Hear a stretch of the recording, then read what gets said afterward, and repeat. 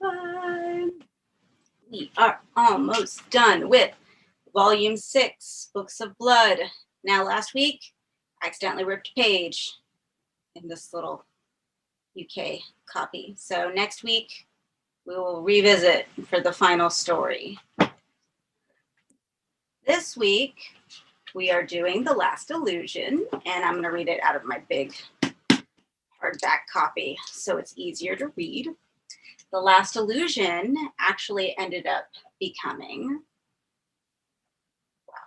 Lord of Illusions,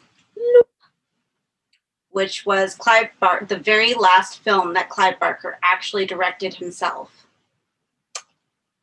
There was a lot of fighting, obviously, that kind of happened with like every single project that he did. The thing that really that's difficult is that since Clive Barker does so much fantasy, fantastical stories, since it's not straight horror, I think a lot of people don't really know what to do with it because there is so many fantastical elements, which is one of the reasons why I love it so much, because the stories can be incredibly rich and in-depth, and the universes are very, like, stupidly large. I mean, I'm still reading Imagica and taking notes. So Lord of Illusions was the very last movie that he directed of his own. And this is actually the first time that we meet this character, Harry d'Amour, who's a fun character. I'm still not really sure about Scott Bakula playing him just because, like, it's weird. But I'm sure it made sense back in the mid-90s. Harry d'Amour is also in the Books of the Art, which are so much fun. They are just absolutely beautiful adventures, which they actually just re-released. No, wait, they re-released Weave World. And also, Harry d'Amour plays a pretty large role in the Scarlet Gospels, which a lot of people dislike. But, I mean, it was very different. And because I'm kind of a jerk, I think the way that that Pinhead story ended up was kind of funny. It was a dick move, but it was super funny. Sorry, this is for people who have read the Scarlet Gospels. Anyway, The Last Illusion is the very first time we meet Harry d'Amour, and it is about magicians, and it is super fun. What happened then, when the magician, having mesmerized the caged tiger, pulled the tasseled cord that released a dozen swords upon its head, was the subject of heated argument both in the bar of the theater and later, when Swan's performance was over on the sidewalk of 51st Street. Some claimed to have glimpsed the bottom of the cage opening in the split second that all other eyes were on the descending blades, and seen the tiger swiftly spirited away as the woman in the red dress took its place behind the lacquered bars. Others were just as adamant that the animal had never been in the cage to begin with, its presence merely a projection which had been extinguished as a mechanism propelled the woman from beneath the stage. This, of course, at such a speed that it deceived the eye of all but those swift and suspicious enough to catch it. And the swords? The nature of the trick, which had transformed them into the mere seconds of their gleaming descent from steel to rose petals, was yet further fuel for debate. The explanations ranged from the prosaic to the elaborate, but few of the throng that left the theater lacked some theory, nor did the arguments finish there on the sidewalk. They raged on, no doubt, in the apartments and restaurants of New York. The pleasure to be had from Swan's illusions was, it seemed, twofold. First, the spectacle of the trick itself and the breathless moment when disbelief was, if not suspended, at least taken on tiptoe. And second, when the moment was over and the logic restored and the debate as to how the trick had been achieved. "How do you do it, Mr. Swan?" Barbara Bernstein was eager to know. "It's magic," Swan replied. He invited her backstage to examine the tiger's cage for any sign of fakery in its construction. She had found none. She had examined the swords, they were lethal. And the petals, fragrant. Still, she insisted. "Yes, but really." She leaned close to him. "You can tell me," she said. "I promise I won't breathe a word to a soul." He returned her slow smile in place of a reply. "Oh, I know," she said. "You're going to tell me that you've signed some kind of oath." "That's right," Swan said. and you're forbidden to give away any trade secrets. The intention is to give you pleasure, he told her. Have I failed in that? Oh, no, she replied without a moment's hesitation. Everybody's talking about the show. You're the toast of New York. No, he protested. Truly, she said, I know people who would give their eyes, teeth to get into this theater and to have a guided tour backstage. Well, I'll be the envy of everybody. I'm pleased, he said, and touched her face. She had clearly been anticipating such a move on his part. It would be something else for her to boast of, her seduction by the man critics had dubbed the Magus of Manhattan. I'd like to make love to you, he whispered to her. Here? She said. No, he told her, not within earshot of the tigers. She laughed. She preferred her lover's 20 years Swan's junior. He looked, someone had observed, like a man in mourning for his profile, but his touch promised wit no boy could offer. She liked the tang of dissolution she sensed beneath his gentlemanly facade. Swan was a dangerous man. If she turned him down, she might never find another. We could go to a hotel, she suggested. A hotel, he said, is a good idea. A look of doubt had crossed her face. What about your wife, she said. We might be seen. She took her hand. Shall we be invisible then? I'm serious. So am I, he insisted. Take it from me, seeing is not believing. I should know. It's the cornerstone of my profession. She did not look much reassured. If anyone recognizes us, he told her, I'll simply tell them their eyes are playing tricks. She smiled at this and he kissed her. She returned the kiss with unquestionable fervor. Miraculous, he said when their mouths parted. Shall we go before the tigers gossip? He led her across the stage. The cleaners had not yet got about their business, and there, lying on the boards, was a litter of rosebuds. Some had been trampled, a few had not. Swan took his hand from hers and walked across to where the flowers lay. She watched him stoop to pluck a rose from the ground, enchanted by the gesture, but before he could stand upright again, something in the air above him caught her eye. She looked up, and her gaze met a slice of silver that was even now plunging toward him. She made to warn him, but the sword was quicker than her tongue. At the last possible moment, he seemed to sense the danger he was in and looked round, the butt in his hand as the point met his back. The sword's momentum carried it through his body to the hilt. Blood fled from his chest and splashed to the floor. He made no sound, but fell forward, forcing 2/3 of the sword's length out of his body again as he hit the stage. She would have screamed, but her attention was claimed by a sound from the clutter of magical apparatus arrayed in the wings behind her, a muttered growl which was indisputably the voice of the tiger. She froze. There were probably instructions on how best to stare down rogue tigers, but they were techniques she, as a Manhattanite born and bred, wasn't acquainted with.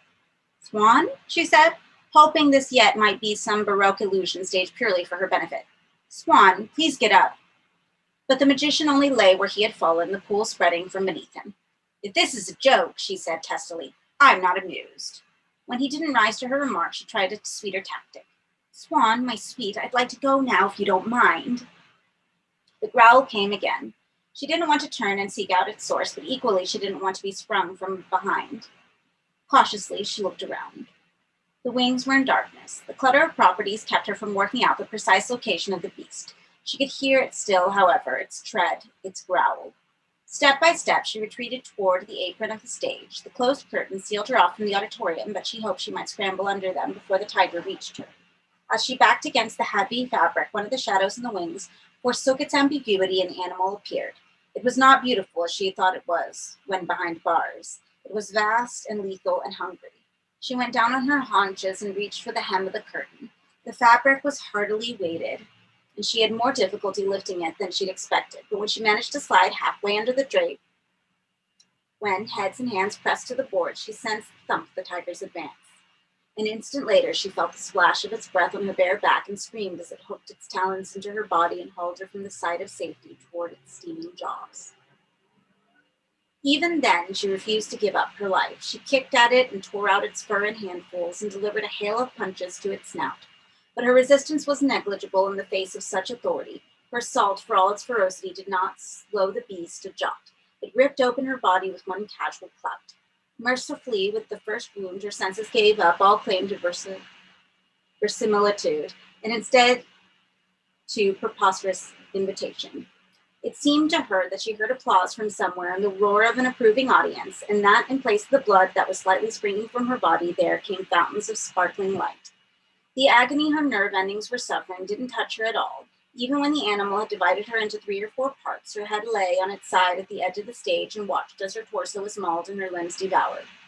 And all the while, when she wondered how all this could be possible, that her eyes could live to witness this Last Supper, the only reply she could think of was Swan's. "It's magic," he'd said. Indeed, she was thinking that very thing, that this must be magic when the tiger ambled across to her head and swallowed it down in one bite. Among a certain set, Harry d'Amour liked to believe he had some small reputation, a coterie which did not, alas, include his ex-wife, his creditors, or those anonymous critics who regularly posted dog's excrement through his office mailbox. But the woman who was on the phone now, her voice full of grief, she might have been crying for half a year, and was about to begin again. She knew him for the paragon he was. "I need your help, Mr. d'Amour, very badly." "I'm busy on several cases at the moment," he told her. "Maybe you can come to the office?" "I can't leave the house," the woman informed him. "I'll explain everything. Please come." He was sorely tempted, but there were several outstanding cases, one of which, if not solved soon, might end in fratricide. He suggested she try elsewhere. "I can't just go to anybody," the woman insisted. "Why me? I read about you, about what happened in Brooklyn." Making mention of his most conspicuous failure was not the surest method of securing his services. Harry thought, but it certainly got his attention. What had happened in Wyckoff Street had begun innocently enough with a husband who'd employed him to spy on his adulterous wife, and had ended on the top story of the Lomax house with the world he thought he'd known turning inside out. When the body count was done and the surviving priest dispatched, he was left with fear of stares and more questions than he'd ever answer this side of the family plot. He took no pleasure in being reminded of those terrors. "I don't like to talk about Brooklyn," he said. "Forgive me," the woman replied, "but I need somebody who has experience with the occult." She stopped speaking for a moment. He could still hear her breath down the line, soft but erratic. "I need you," she said. He had already decided in that pause, when only her fear had been audible, what reply he would make. "I'll come." "I'm grateful for you," she said. "The house is on East 61st Street. He scribbled down the details. Her last words were, "Please hurry." Then she put down the phone. He made some calls in the vain hope of placating 2 of his more excitable clients, then pulled on his jacket, locked the office, and started downstairs. The landing and the lobby smelled pungent. As he reached the front door, he caught Chaplin, the janitor, emerging from the basement. "This place stinks," he told the man. "It's disinfectant." "It's cat's piss," Harry said. "Get something done about it, will you? I've got a reputation to protect." He left the man, laughing. The brown stone on East 61st Street was in pristine condition. He stood on the scrubbed steps, sweaty and sour-breathed, and felt like a slob. The expression on the face that met him when the door opened did nothing to dissuade him of that opinion. "Yes?" it wanted to know. "I'm Harry d'Amour," he said. "I got a call?" The man nodded. "You better come in," he said, without enthusiasm. It was cooler in than out and sweeter. The place reeked of perfume. Harry followed the disapproving face down the hallway and into a large room on the other side of which, across an oriental carpet that had everything woven into its pattern but the price, sat a widow. She didn't suit black or tears. She stood up and offered her hand. "Mr. d'Amour?" "Yes." "Valentin would get you something to drink if you'd like." "Please, milk if you have it." His belly had been jittering for the last hour since her talk of Wyckoff Street, in fact.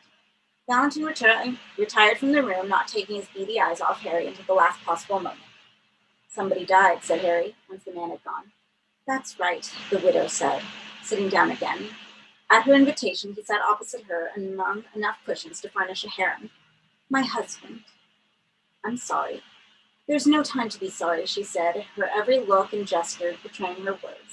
He was glad of her grief, the tear stains and the fatigue blemished a beauty which, had he seen it unimpaired, might have rendered him dumb with admiration.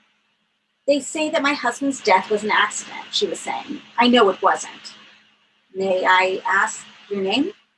"I'm sorry. My name is Swan, Mr. d'Amour, Dorothea Swan. You may have heard of my husband?" "The magician?" "Illusionist," she said. "I read about it. Tragic. Did you ever see his performance?" Harry shook his head. "I can't afford Broadway, Mrs. Swan.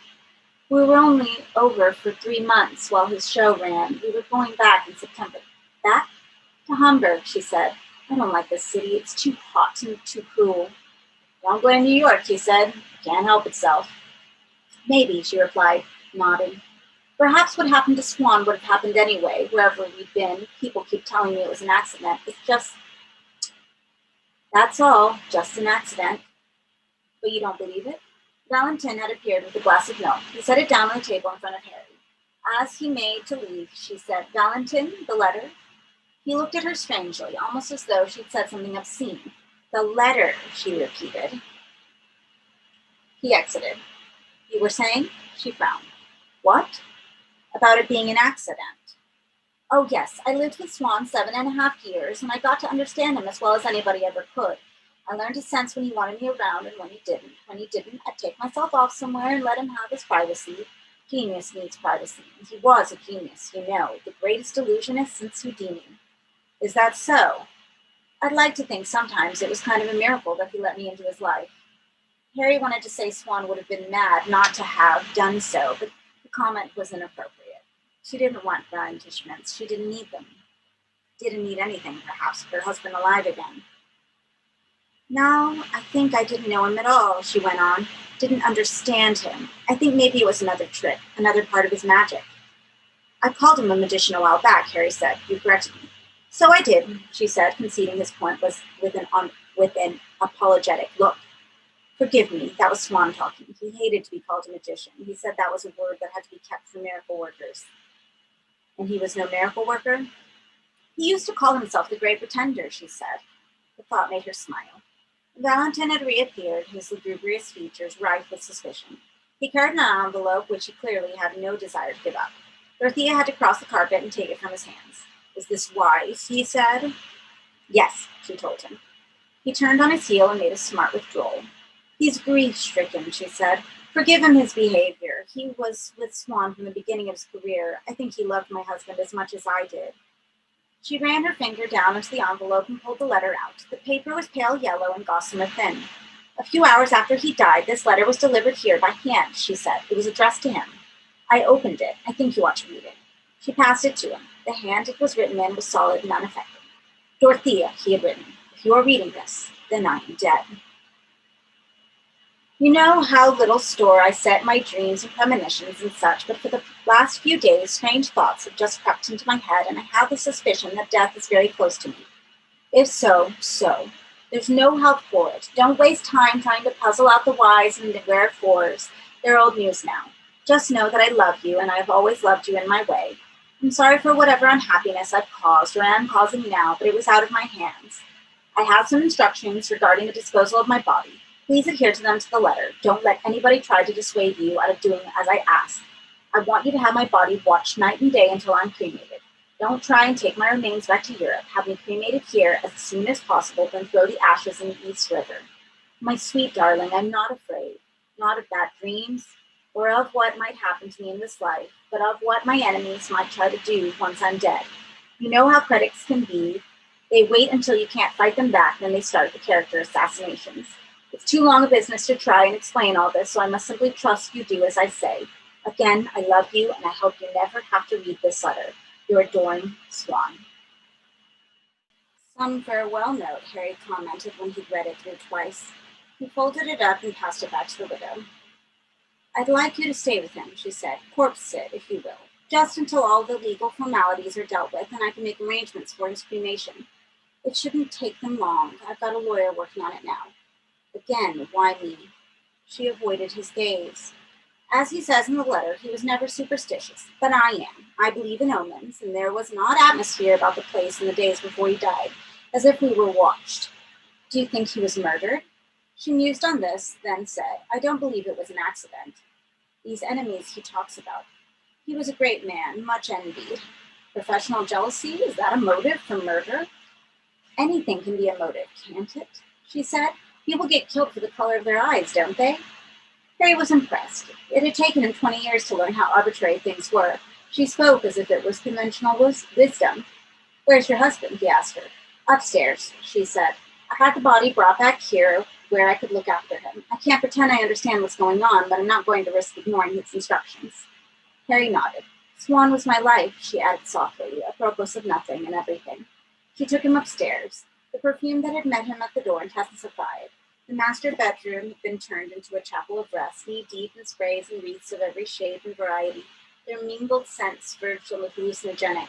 In the midst of this abundance, the casket, an elaborate affair in black and silver, was mounted on trestles. The upper half of the lid stood open, the plush overlay folded back. At Dorothea's invitation, he waded through the tributes to view the deceased. He liked Swan's face. It had humor and a certain guile. It was even handsome in its weary way. More it had inspired the love of Dorothea. A face could have few better recommendations. Harry stood waist high in flowers, and as absurd as it was, felt a twinge of envy for the love this man must have enjoyed. "Will you help me, Mr. Damore?" What could he say but, "Yes, of course I'll help." That and, "Call me Harry." He would be missed at Wings Pavilion tonight. He had occupied the best table there every Friday night for the past 6.5 years, eating in one sitting enough to compensate for what his diet lacked in excellence and variety the other 6 days of the week. This feast, the best Chinese cuisine to be had south of Canal Street, came gratis thanks to services he had once rendered the owner. Tonight the table would go empty. Not that his stomach suffered. He had only been sitting with Swan an hour or so when Valentin came up and said, "How do you like your steak?" "Just shy of burned," Harry replied. Valentin was none too pleased by the response. "I hate to overcook good steak," he said. "And I hate the sight of blood," Harry said, "even if it isn't my own." The chef clearly despaired at his guest's palate and turned to go. "Valentin?" The man looked round. "Is that your Christian name?" Harry asked. "Christian names are for Christians," came the reply. Harry nodded. "You don't like my being here, am I right?" Valentin made no reply. His eyes had drifted past Harry to the open coffin. "I'm not going to be here long," Harry said, "but while I am, can't we be friends?" Valentin's gaze found him once more. "I don't have any friends," he said without enmity or self-pity. "Not now." "Okay, I'm sorry." "What's to be sorry for?" Valentin wanted to know. "Swan's dead. It's all over, bar the shouting." The doleful face stoically refused tears. A stone would weep sooner, Harry guessed. But there was grief there, and all the more acute for being dumb. One question. Only one? "Why didn't you want me to read his letter?" Valentin raised his eyebrows slightly. They were fine enough to have been penciled on. "He wasn't insane," he said. "I didn't want you thinking he was a crazy man because of what he wrote.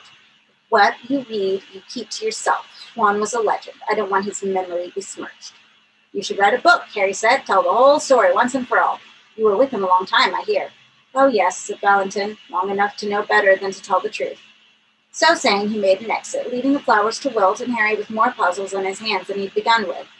20 minutes later, Valentin brought up a tray of food.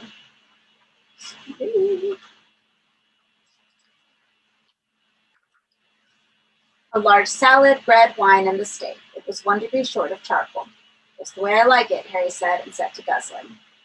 He didn't see Dorothea Swan, though God knows he thought about her often enough. Every time he heard a whisper on the stairs or footsteps along the carpeted landing, he hoped her face would appear at the door, an invitation on her lips. Not perhaps the most appropriate of thoughts, given the proximity of her husband's corpse, but what would the illusionist care now? He was dead and gone. If he had any generosity of spirit, he wouldn't want to see his widow drown in her grief. Harry drank the half carafe of wine Valentin had brought, and when, 3/4 of an hour later, the man reappeared with coffee and calvados, he told him to leave the bottle. Nightfall was near. The traffic was noisy on Lexington and 3rd. Out of boredom, he took to watching the street from the window. 2 lovers feuded loudly on the sidewalk and only stopped when a brunette with a hair lip and a Pekingese stood watching them shamelessly. There were preparations for a party in the brownstone opposite. He watched a table lovingly laid and candles lit. After a time, his mind began to depress him, so he called Valentin and asked if there was a portable television he could have access to. No sooner said than provided, and for the next 2 hours he sat with a small black and white monitor on the floor among the orchids and the lilies, watching whatever mindless entertainment it offered, the silver luminescence flickering on the blooms like excitable moonlight. 1/4 after midnight, with the party across the street in full swing, Valentin came up. "You want a nightcap?" he asked. "Sure." "Milk or something stronger?" "Something stronger." He produced a bottle of fine cognac and 2 glasses. Together they toasted the dead man. "Mr. Swan." "Mr. Swan." "If you need anything more tonight," Valentin said, "I'm in the room directly above Mrs. Swan. Is downstairs, so if you hear somebody moving about, don't worry. She doesn't sleep well these nights." "Who does?" Harry replied.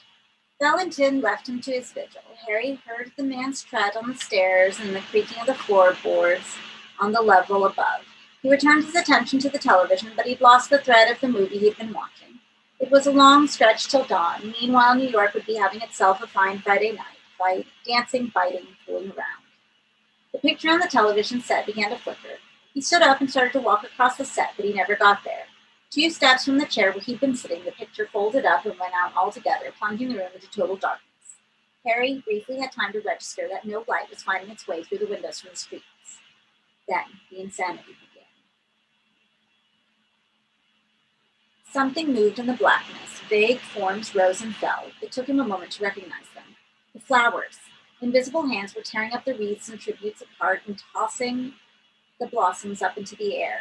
He followed their descent, but they didn't hit the ground. It seemed the floorboards had lost all faith in themselves and disappeared, so the blossoms just kept falling down, down, through the floor of the room below and through the basement floor, away to God alone knew what destination. Fear gripped Harry like some old dope pusher promising a terrible high. Even those few boards that remained beneath his feet were becoming insubstantial. In seconds, he would go away of the blossoms. He reeled around to locate the chair he got up from, some fixed point in this vertiginous nightmare. The chair was still there. He could just discern its form in the gloom. With torn blossoms raining down upon him, he reached for it, but even as his hand took hold of the arm, the floor beneath the chair gave up the ghost, and now, by a ghastly light that was thrown up from the pit that yawned beneath his feet, Harry saw it tumble away into hell, turning over and over until it was pinprick small. Then it was gone. The flowers were gone, and the walls and the windows, and every damn thing was gone but him. Not quite everything. Swan's casket remained, its lid still standing open, its overlay neatly turned back like the sheet on a child's bed. The trestle had gone as the floor beneath the trestle, but the casket floated in the dark air for all the world like some morbid illusion, while from the depths the rumbling sound accompanied the trick like the roll of a snare drum. Harry felt the last solidity falling beneath him, felt the pit call. Even as his feet left the ground, that ground faded to nothing, and for a terrifying moment he hung over the gulfs, his hand seeking the lip of the casket. His right hand caught hold of one of the handles and closed thankfully around it. His arm was almost jerked from its socket as it took his body weight, but he flung his other arm up and found the casket edge. Using it as purchase, he hauled himself up like a half-drowned sailor. It was a strange lifeboat, but then this was a strange sea, infinitely deep, infinitely terrible. Even as he labored to secure himself a better handhold, the casket shook, and Harry looked up to discover that the dead man was sitting upright. Swan's eyes opened wide. He turned them on Harry. They were far from benign. The next moment, the dead illusionist was scrambling to his feet, the floating casket rocking ever more violently with each movement. Once vertical, Swan proceeded to dislodge his guest by grinding his heel in Harry's knuckles. Harry looked up at Swan, begging for him to stop. Great Pretender was a sight to see. His eyes were starting from his sockets. The shirt was torn open to display the exit wound in his chest. It was bleeding afresh. A rain of cold blood fell upon Harry's upturned face, and still the heel ground at his hands. Harry felt his grip slipping. Swan, sensing his approaching triumph, began to smile. "Fall, boy," he said. "Fall." Harry could take no more. In a frenzied effort to save himself, he let go of the handle in his right hand and reached up to snatch at Swan's trouser leg. His fingers found the hem, and he pulled. The smile vanished from the illusionist's face as he felt his balance go. He reached behind him to take hold of the casket lid for support, but the gesture only tipped the casket farther over. The plush cushion tumbled past Harry's head, Blossom followed. Swan howled in his fury and delivered a vicious kick to Harry's hand. It was an error. The casket tipped over entirely and pitched the man out. Harry had some time to glimpse Swan's appalled face as the illusionist fell past him. Then he too lost his grip and tumbled after him. The dark air whined past his ear. Beneath him the gulls spread their empty arms, and then, behind the rushing in his head, another sound, a human voice. "Is he dead?" it inquired. "No," another voice replied. "No, I don't think so. What's his name, Dorothea?" "D'Amour. Mr. D'Amour. Mr. D'Amour." Harry's ascent slowed somewhat. Beneath him the gulfs roared their rage. The voice came again, cultivated but unmelodious. "Mr. D'Amour." "Harry," said Dorothea. At that word, from that voice, he stopped falling, felt himself borne up. He opened his eyes. He was lying on the solid floor, his head inches from the blank television screen.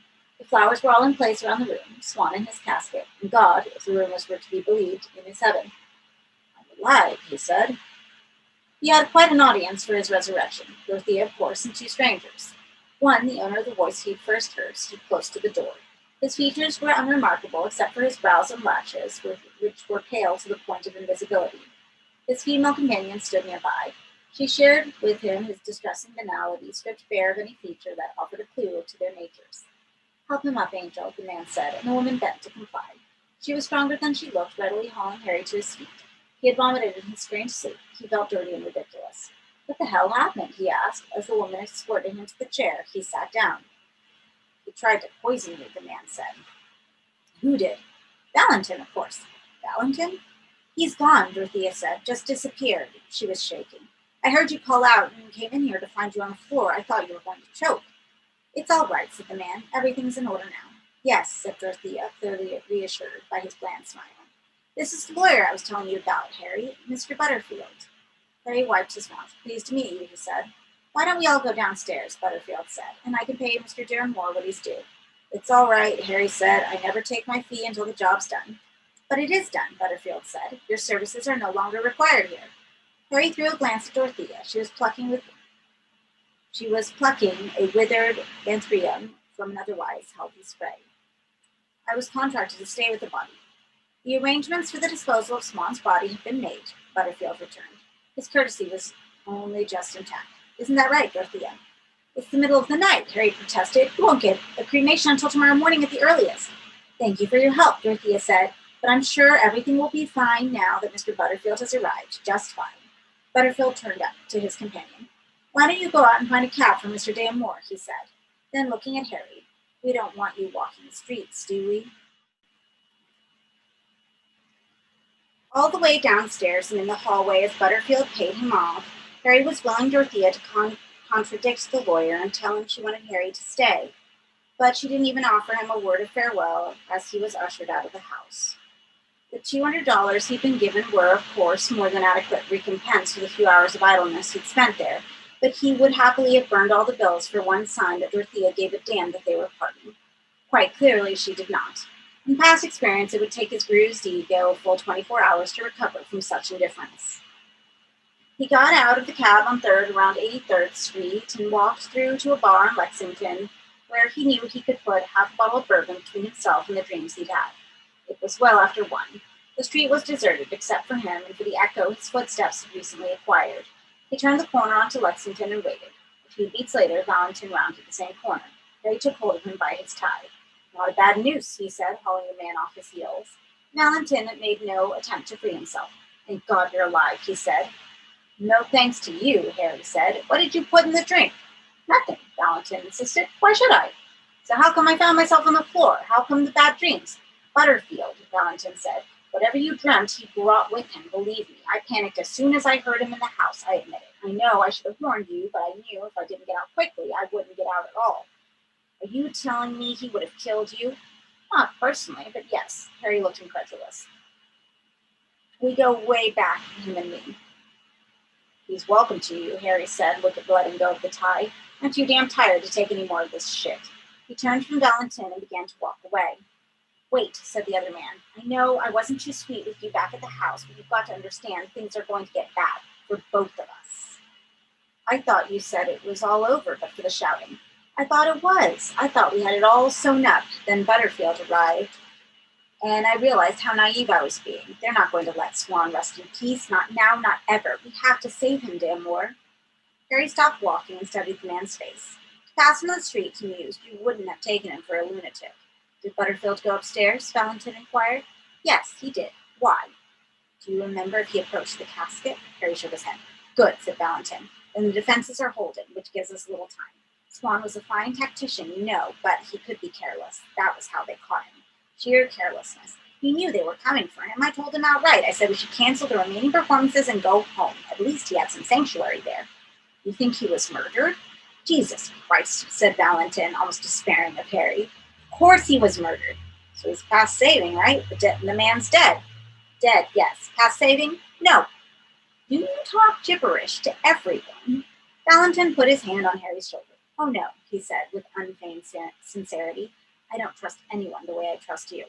"This is very sudden," said Harry. "May I ask why?" "Because you're up to this in your neck, the way I am," Valentin replied. "No, I'm not," said Harry. But Valentin ignored the denial and went on with his talk. "At the moment, we don't know how many of them there are, of course. They might simply have sent Butterfield, but I think that's unlikely." "Who's Butterfield with?" the the mafia? We should be so lucky, said Valentin. He reached in his pocket and pulled out a piece of paper. This is the woman Swan was with, he said, the night at the theater. It's possible she knows something of their strength. There was a witness? She didn't come forward, but yes, there was. I was his procurer, you see. I helped arrange his several adulteries so that none ever embarrassed him. See if you can get to her. He stopped abruptly. Somewhere close by, music was being played. It sounded like a drunken jazz band extemporizing on bagpipes, a wheezing, rambling cacophony. Valentin's face instantly became a portrait of distress. God help us, he said softly, and began to back away from Harry. What's the problem? Do you know how to pray? Valentin asked him as he retreated down 83rd Street. The volume of the music was rising with every interval. I haven't prayed in 20 years, Harry replied. Then learn, came the response, and Valentin turned to run. As he did so, a ripple of darkness moved down the street from the north, dimming the luster of bar signs and street lamps as it came. Neon announcements suddenly guttered and died. There were protests out of upstairs windows as the lights failed, and as if encouraged by the curses, the music took on a fresh and yet more hectic rhythm. Above his head, Harry heard a wailing sound and looked up to see a ragged silhouette against the clouds which trailed tendrils like a man o' war as it descended upon the street, leaving the stench of rotting fish in its wake. Its target was clearly Valentin. Harry shouted above the wail and the music and the panic from the blackout, but no sooner had he yelled than he heard Valentin shout from the darkness a pleading cry that was cut rudely short. He stood in the murk, his feet unwilling to carry him a step nearer, the place from which the plea had come. The smell still stung his nostril, nosing it, his nausea returned. And then, so did the lights, a wave of power igniting the lamps and the bar signs as it washed back down the street. It reached Harry and moved on to the spot where he had last seen Valentin. It was deserted. Indeed, the sidewalk was empty all the way down to the next intersection. The dribbling jazz had stopped. Eyes peeled from man, bees to the remnants of either. Harry wandered down the sidewalk. 20 yards from where he had been standing, the concrete was wet. Not with blood, he was pleased to see. The fluid was the color of bile and stank to high heaven. Among the splashes were several slivers of what might have been human tissue. Evidently, Valentin had fought and succeeded in opening a wound in his attacker. There were more traces of the blood further down the sidewalk, as if the injured thing had crawled some way before taking flight again. With Valentin, presumably. In the face of such strength, Harry knew his meager powers would have availed him not at all, but he felt guilty nevertheless. He heard the cry, seen the assailant swoop, and yet fear sealed his soles to the ground. He'd last felt fear the equal of this in Wyckoff Street, when Mooney Lomax's demon lover had finally thrown off any pretense to humanity. The room was filled with the stink of ether and human dirt, and the demon had stood there in its appalling nakedness and shown him scenes that had turned his bowels to water. They were with him now, those scenes. They would be with him forever. He looked down at the scrap of paper Valentin had given him. The name, the address had been rapidly scrawled, but they were decipherable. A wise man, Harry reminded himself, would tear this note up and throw it down into the gutter. But if the events of Wyckoff Street had taught him anything, it was that once touched by such malignancy as he had seen and dreamt in the last few hours, there could be no casual disposal of it. He had to follow it to its source, however repugnant that thought was, and make with it whatever bargains the strength of his hand allowed. There was no good time to do business like this. The present would have to suffice. He walked back to Lexington and caught a cab to the address on the paper. He got no response from the bell-marked Bernstein, but roused the doorman engaged in a frustrating debate with him through the glass door. The man was angry to have been raised at such an hour. Miss Bernstein was not her apartment, he insisted, and remained untouched even when Harry intimated that there might be some life or death urgency in the matter. It was only when he produced his wallet that the fellow displayed the least flicker of concern. Finally, he let her in. She's not up there, he said, pocketing the bills. She's not been in for days. Harry took the elevator, his shins aching and his back too. He wanted sleep. Bourbon, then sleep. There was no reply at the apartment as the doorman had predicted, but he kept knocking and calling her. Miss Bernstein, are you there? There was no sign of life from within, nor at least until he said, I want to talk about Swan. He heard an intake of breath close to the door. Somebody there, he asked. Please answer. There's nothing to be afraid of. After several seconds, a slurred and melancholy voice murmured, Swan's dead. At least she wasn't, Harry thought. Whatever forces had snatched Valentin away, they had not yet reached this corner of Manhattan. May I talk to you? He requested. No, she replied. Her voice was a candle flame on the verge of extinction. Just a few questions, Barbara. I'm in the tiger's belly, the slow reply came, and it doesn't want me to let you in. Perhaps they have got here before him.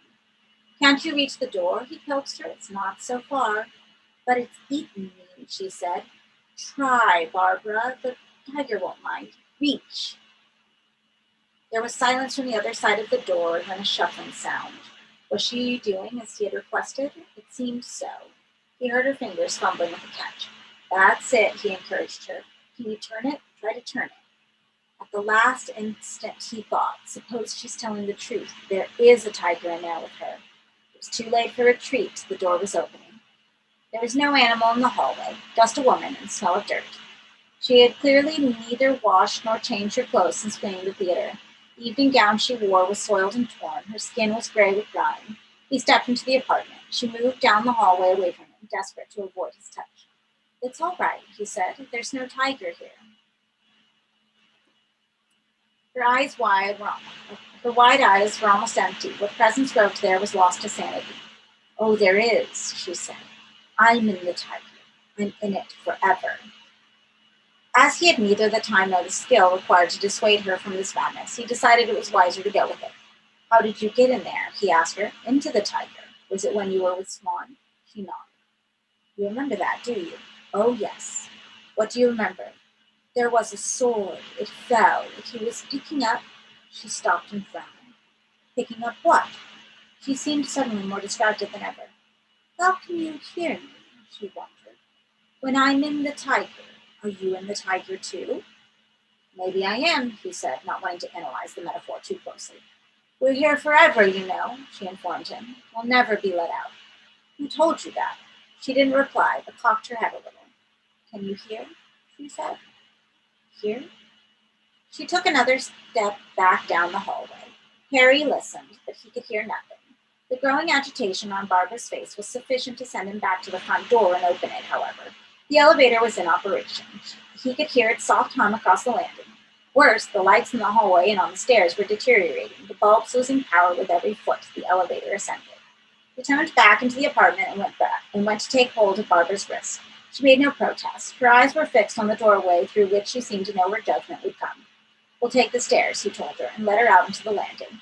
The lights were within an ace of failing. He glanced up at the floor numbers being ticked off above the elevator doors.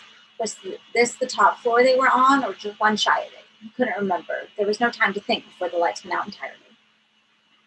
He stumbled across the unfamiliar territory of the landing with the girl in tow, hoping to God he'd find the stairs before the elevator reached this floor.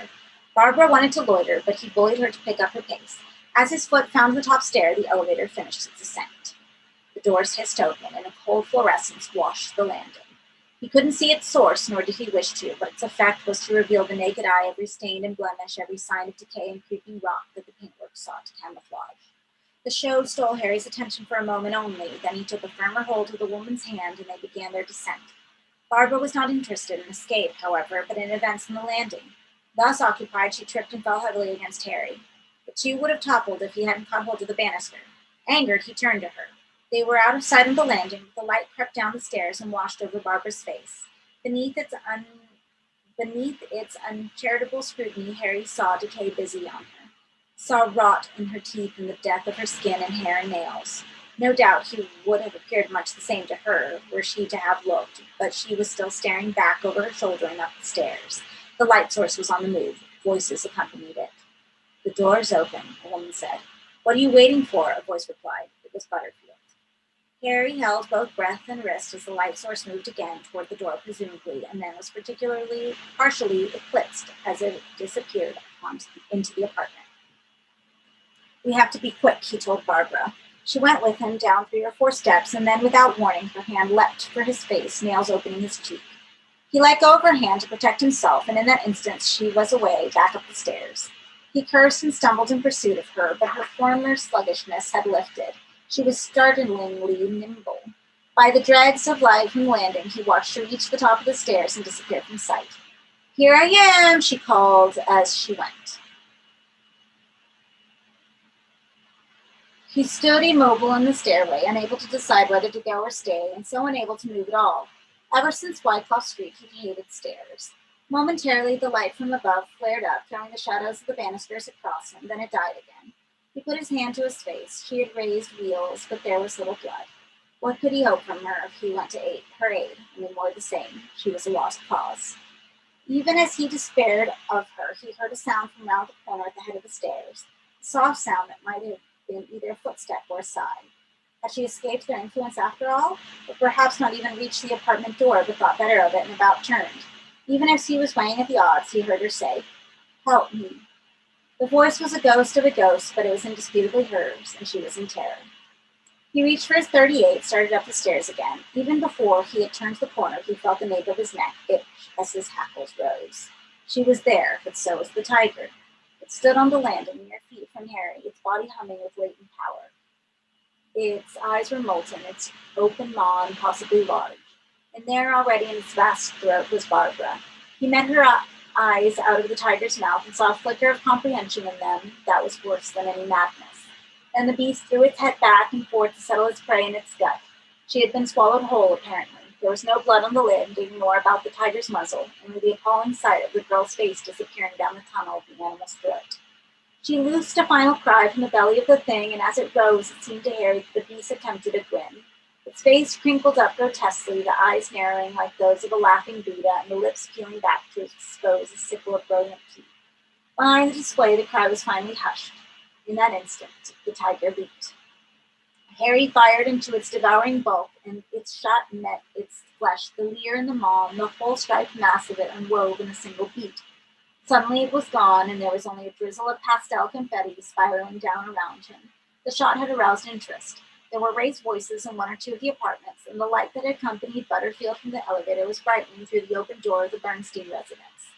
He was almost tempted to stay and see the light bringer, but discretion bettered his curiosity, and he turned and made his descent, taking the stairs 2 or 3 at a time.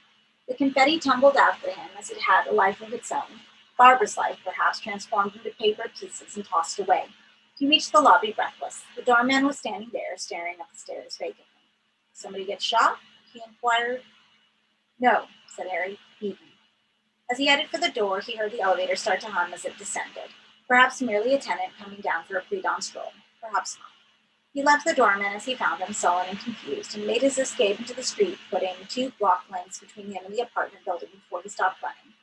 They did not bother to come after him. He was beneath their concern, most likely. So what was he to do now? Valentin was dead, Barbara Bernstein too. He was none the wiser now than he had been at the outset, except that he'd learned again the lesson he'd been taught on Wyckoff Street, and when dealing with the gulfs it was wiser never to believe your eyes. The moment you trusted your senses, the moment you believed a tiger to be a tiger, you were half theirs. Not a complicated lesson, but it seemed he had forgotten it, like a fool, and it had taken 2 deaths to teach him afresh. Maybe it would be simpler to have the rule tattooed on the back of his hand, so that he couldn't check the time without being reminded. Never believe your eyes. The principle was still fresh in his mind as he walked back toward his apartment, and a man stepped out of the doorway and said, "Harry." It looked like Valentin, a wounded Valentin, a Valentin who'd been dismembered and sewn together again by a committee of blind surgeons, but the same man in essence. Then the tiger had looked like a tiger, hadn't it? "It's me," he said. "Oh no," Harry said. "Not this time." "What are you talking about?" "It's Valentin." "So prove it." The other man looked puzzled. "This is no time for games," he said. "We're in desperate straits." Harry took his 38 from his pocket and pointed it at Valentin's chest. "Prove it or I shoot you," he said. "Are you out of your mind? I saw you torn apart." "Not quite," said Valentin. His left arm was swathed in makeshift bandaging from fingertip to mid-bicep. "It was touch and go," he said, "but everything has its Achilles heel. It's just a question of finding the right spot." Harry peered at the man. He wanted to believe this was indeed Valentin, but it was too incredible to believe that the frail form in front of him could have survived the monstrosity he'd seen on 83rd Street. No, this was another illusion, like the tiger, paper, and malice. The man broke Harry's train of thought. "Your steak," he said. "My steak?" "You like it almost burned," Valentin said. "I protested, remember?" Harry remembered. "Go on," he said. "And you said you hated the sight of blood, even if it wasn't your own." "Yes," said Harry, his doubts were lifting. "That's right. You asked me to prove I'm Valentin. That's the best I can do." Harry was almost persuaded. "In God's name," Valentin said. "Do we have to debate this standing on the street?" "You'd better come in." The apartment was small, but tonight it felt more stifling than ever. Valentin sat himself down with a good view of the door. He refused spirits or first aid. Harry helped himself to bourbon.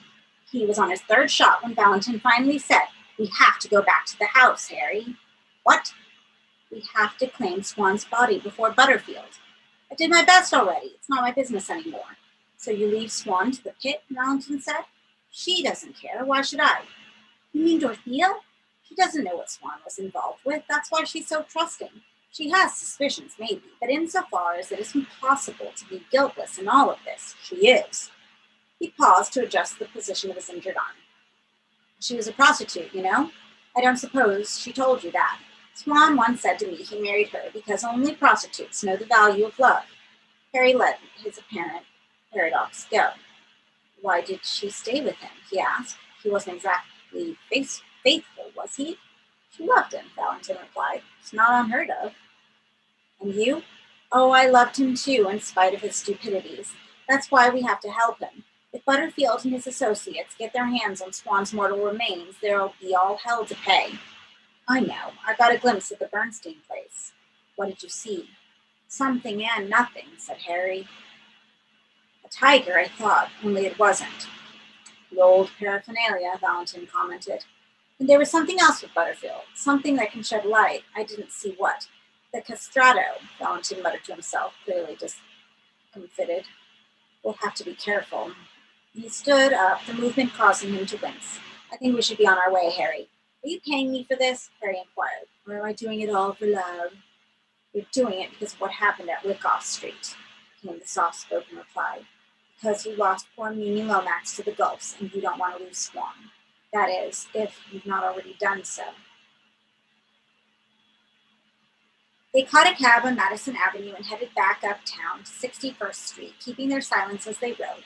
Harry had 100 questions to ask of Valentin. Who was Butterfield, for one, and what was Swan's crime that he be pursued to death and beyond? So many puzzles. But Valentin looked sick and unfit for plying with questions. Besides, Harry sensed that the more he knew, the less enthusiastic he would be about the journey they were now taking. "We have perhaps one advantage," Valentin said as they approached 61st Street. "We can't be expecting this frontal attack.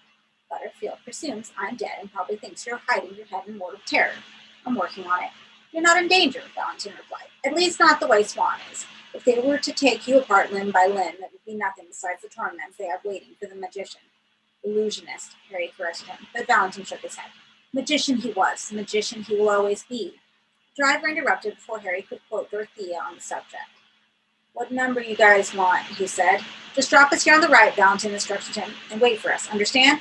"Sure." Valentin turned to Harry. "Give the man $50. "50? Do you want him to wait or not?" Harry counted 4 tens and 10 singles into the driver's hand. "You'd better keep the engine running," he said. "Anything to oblige," the driver grinned. Harry joined Valentin on the sidewalk, and they walked the 25 yards to the house. The street was still noisy despite the hour. The party that Harry had seen in preparation half a night ago was at its height. There was no sign of life at the Swan residence, however. Perhaps they don't expect us, Harry thought. Certainly, this head-on assault was about the most foolhardy tactic imaginable, and as much might catch the enemy off guard. But were such forces ever off guard? Was there ever a minute in their maggoty lives when their eyelids drooped and sleep tamed them for space? No. In Harry's experience, it was only the good who needed sleep, and iniquity and its practitioners were awake every eager moment, planning fresh felonies. "How do we get in?" he asked as they stood outside the house. "I have the key," Valentin replied, and went to the door. There was no retreat now. The key was turned, the door was open, and they were stepping out into the comparative safety of the street. The house was as dark within as it had appeared from without. There was no sound of human presence on any of the floors. Was it possible that the defenses Swan had laid around his corpse had indeed rebuffed Butterfield, and that he and his cohorts had retreated? Valentin squashed such misplaced optimism almost immediately, taking hold of Harry's arm and leaning close to whisper, "Harry." This was not the time to ask Valentin how he knew, but Harry made a mental note to inquire when, or rather if, they got out of the house with their tongues still in their heads. Valentin was already on the stairs. Harry, his eyes still accustoming themselves to the vestigial light that crept in from the street, crossed the halfway after him. The other man moved confidently in the gloom, and Harry was glad of it. Without Valentin plucking at his sleeve and guiding him around the half landing, he might well have crippled himself. Despite what Valentin had said, there was no more sound or sight of occupancy up here than there had been below, but as they advanced toward the master bedroom, where Swan lay in rotten tooth and Harry's lower jaw that had lately been quiescent began to throb afresh, and his bowels ached to break wind. The anticipation was crucifying. He felt a barely suppressible urge to yell out and oblige the enemy to show his hand, if indeed it had hands to show. Valentin reached the door. He turned his head in Harry's direction, and even at the murk it was apparent that the fear was taking its toll on him too. His skin glistened. He stank of fresh sweat. He pointed toward the door. Harry nodded. He was as ready as he was ever going to be. Valentin reached for the door handle. The sound of the lock mechanism seemed deafeningly loud, but it brought no response from anywhere in the house. The door swung open, and the heady scent of flowers met them. They had begun to decay in the forced heat of the house. There was a rankness beneath the perfume. More welcome than the scent was the light. The curtains in the room had not been entirely drawn, and the street lights described the interior. The flowers massed like clouds around the casket and chair where Harry had sat, the Calvados spot beside it, the mirror above the fireplace showing the room its secret self. Valentin was already moving across the casket, and Harry heard him sigh as he set eyes on his old master. He wasted little time, but immediately set to lifting the lower half of the casket lid. It defeated his single arm, however, and Harry went to his assistant, eager to get the job done and be away. Touching the solid wood of the casket brought his nightmare back with breath-snatching force, the pit opening beneath him, the illusionist rising from the bed like a sleeper unwillingly woken. There was no such spectacle now, however. Indeed, a little life in the corpse might have made the job easier. Swan was a big man, and his limp body was uncooperative to a fault. The simple act of lifting him from his casket took all their breath and attention. He came at last, though reluctantly, his long limbs flopping about. "Now," said Valentin, "downstairs." As they moved to the door, something in the street ignited, or so it seemed, for the interior suddenly brightened. The light was not kind to their burden. It revealed the crudity of the cosmetics applied to Swan's face and the burgeoning putrescence beneath. Harry had an instant only to appreciate these felicities, and then the light brightened again, and he realized that it wasn't outside, but in. He looked up at Valentin and almost despaired. The luminescence was even less charitable to certain servant than to master. It seemed to strip the flesh from Valentin's face. Harry caught only a glimpse of what it revealed beneath. Events stole his attention an instant later, but he saw enough to note that had Valentin not been his accomplice in this venture, he might have well run from him. Get him out of here," Valentin yelled. He let go of Swan's legs, leaving Harry to steer Swan single-handed. The corpse proved recalcitrant, however. Harry had only made 2 cursing steps toward the exit when things took a turn for the cataclysmic. He heard Valentin unloose an oath and looked up to see that the mirror had given up all pretense to reflection and that something was moving up from its liquid depths, bringing the light with it. "What is it?" Harry breathed. "The castrato," came the reply. "Will you go?" There was no time to obey Valentin's panicked instruction, however, before the hidden thing broke the plane of the mirror and invaded the room.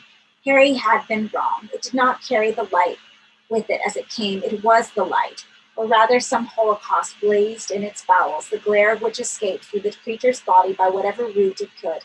It had once been human, a mountain of a man with the belly and the breasts of a Neolithic Venus. The fire in its body had twisted it out of true, breaking out through its palms and its navel, burning its mouth and nostrils into one ragged hole. It had, as its name implied, been unsexed from that hole too, light spilled. By it, the decay of the flowers speeded into seconds. The blossoms withered and died. The room was filled with moments with the stench of rotting vegetable matter. Harry heard Valentin call his name once and again. Only then did he remember the body in his arms. He dragged his eyes from the hovering castrato and carried Swan another yard. The door was at his back and open. He dragged his burden out into the landing as the castrato kicked over the casket. He heard the din and then shouts from Valentin. There followed another terrible commotion and the high-pitched voice of the castrato talking through that hole in its face. "Die and be happy," it said, and a hail of furniture was flung against the wall with such force chairs embedded themselves in the plaster. Valentin had escaped the assault, however, or so it seemed, for an instant later Harry heard the castrato's shriek. It was an appalling sound, pitiful and revolting. He would have stopped his ears, but that he had his hands full. He had almost reached the top of the stairs. Dragging Swan a few steps farther, he laid the body down. The castrato's light was not dim, despite his complaints. It still flickered on the bedroom wall like a midsummer thunderstorm. For the 3rd time tonight, once on 83rd Street, and again on the stairs of the Bernstein place, Harry hesitated. If he went back to help Valentin, perhaps there would be worse sights to see than ever Wyckoff Street had offered. But there could be no retreat this time. Without Valentin, he was lost. He raced back down the landing and flung open the door. The air was thick, the lamps rocking. In the middle of the room hung the castrato, still defying gravity. It had hold of Valentin by his hair. His other hand was poised, first and middle fingers spread like twin horns, about to stab out its captive's eyes. Harry pulled his .38 from his pocket, aimed, and fired. He had always been a bad shot when given more than a moment to take aim, but in extremis, when instinct governed rational thought, he was not half bad. This was such an occasion. The bullet found the castrato's neck and opened another wound. More in surprise than pain, perhaps it let Valentin go. There was a leakage of light from the hole in its neck, and it put its hand in its place. Valentin was quickly on his feet. Again, he called to Harry, "Fire again!"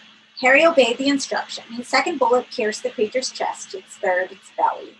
The last wound seemed particularly traumatic. The distended flesh, ripe for bursting, broke, and a trickle of light that spilled from the wound rapidly became a flood as the abdomen split.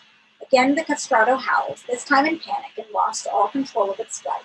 It reeled like a pricked balloon toward the ceiling, its fat hands desperately attempting to stem the mutiny in its substance. But it had reached critical mass, and there was no making good the damage done. Lumps of its flesh began to break from it. Valentin, either too stunned or too fascinated, stood staring up at the disintegration while veins of cooked meat fell around him. Harry took hold of him and hauled him back toward the door. The castrato was finally earning its name, unloosing a desolate, ear-piercing note. Harry didn't wait to watch the demise, but slammed the bedroom door as the voice reached an awesome pitch and the windows smashed. Valentin was grinning. "You know what we did?" he said. "Never mind, let's just get the fuck out of here." The sight of Swan's corpse at the top of the stairs seemed to chasten Valentin. Harry instructed him to assist, and he did so as efficiently as his day's condition allowed. Together they began to escort the illusionist down the stairs. As they reached the front door, there was a final shriek from above as the castrato came apart at the seams. Then silence. The commotion had not gone unnoticed. Revelers had appeared from the house opposite, a crowd of late-night pedestrians had assembled on the sidewalk. "Some party," one of them said as the trio emerged. Harry had half expected the cab to have deserted them, but he had reckoned without the driver's curiosity. The man was out of his vehicle and staring up at the second-floor window. "Does he need a hospital?" he asked as they bundled Swan into the back of the cab. "No," Harry returned. "He's about as good as he's going to get." "Will you drive?" said Valentin. "Sure, just tell me where to." "Anywhere," came the weary reply. "Just get out of here." "Hold it a minute," the driver said. "I don't want any trouble." "Then you better move," said Valentin. The driver met his passenger's gaze. Whatever he saw there, his next words were, "I'm driving," and they took off along East 61st like the proverbial bat out of hell.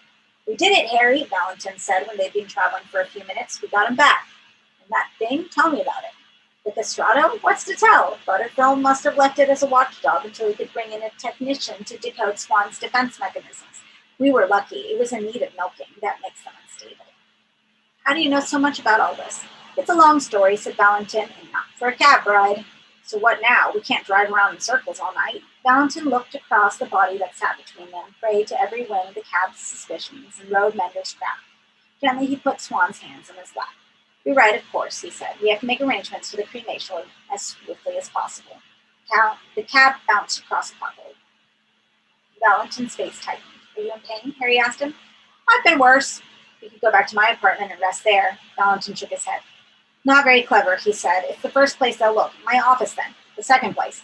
Look, Jesus, this cab's going to run out of gas eventually." At this point, the driver intervened. "Say, did you people mention cremation?" "Maybe," Valentin replied. "My brother-in-law's got a funeral business out in Queens." "Is that so?" said Harry. "Very reasonable rates. I can recommend him. No shit." "Could you contact him now?" Valentin said. "It's 2 a.m. We're in a hurry." The driver reached up and adjusted his mirror. He was looking at Swan. "You don't mind me asking, do you?" he said. "But is that a body you got back there?" "It is," said Harry, and he's getting impatient. The driver made a whooping sound. "Shit," he said. "I've had a woman drop twins in that seat. I've had whores do business. I've even had an alligator back there one time, but this beats them all." He pondered for a moment, then said, "You kill him, did you?" "No," said Harry. "Guess we're heading for the East River, if you had, eh?" "That's right. We just want a decent cremation, and quickly." "That's understandable." "What's your name?" Harry asked him. "Winston Jowett, but everyone calls me Byron. I'm a poet, see? Leastways, I am on weekends. Byron. See, any other driver would be freaked out, right? Finding two guys with a body in the back seat. But the way I see it, it's all material. The poems. Right, said Byron. The muse is a fickle mistress. You have to take it where you find it, you know? Speaking of which, you gentlemen got any idea where you want to go? Make it your offices, Valentin told Harry, and he can call his brother-in-law. Good, said Harry, then to Byron. Head west along 54th Street to 8th. You got it, said Byron, and the cab's speed doubled in the space of 20 yards. Say, he said, you guys fancy a poem? Now, said Harry. I like to improvise, Byron said. Pick a subject, any subject. Valentin hugged his wounded arm close. Quietly, he said, how about the end of the world? Good subject, the poet replied. Just give me a minute or two. So soon, said Valentin.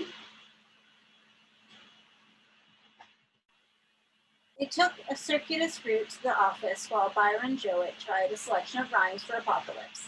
The sleepwalkers were out on 54th Street in search of one high or another. Some sat in the doorways, one lay sprawled across the sidewalk. None of them gave the cab or its occupants more than the briefest perusal. Harry unlocked the front door, and he and Byron carried Swan up the third floor. The office was home away from home, cramped and chaotic. They put Swan in the swivel chair behind the furred coffee cups and the alimony demands heaped on the desk. He looked easily the healthiest of the quartet. Byron was sweating like a bull after the climb. Harry felt, and Shirley looked, as though he hadn't slept in 60 days. Valentin sat slumped in the client's chair, so drained of vitality he might have been at death's door. You look terrible, Harry told him. No matter, he said, it'll all be done soon. Harry turned to Byron. How about calling this brother-in-law of yours? While Byron sat to doing so, Harry returned his attention to Valentin. I've got a first aid box somewhere about, he said. Shall I bandage up that arm? Thank you, but no. Like you, I hate the sight of blood, especially my own. Byron was on the phone, chastising his brother-in-law for his ingratitude. What's your beef? I got you a client. I know the time, for Christ's sake, but business is business. Tell him we'll pay double his normal rate, Valentin said. You hear that, Mel? Twice your usual fee, so get over here, will you? He gave the address to his brother-in-law and put down the receiver. He's coming over, he announced. Now, said Harry. Now. Byron glanced at his watch. My belly thinks my throat's cut. How about we eat? Y'all got an all-night place near here? There's one a block down from here.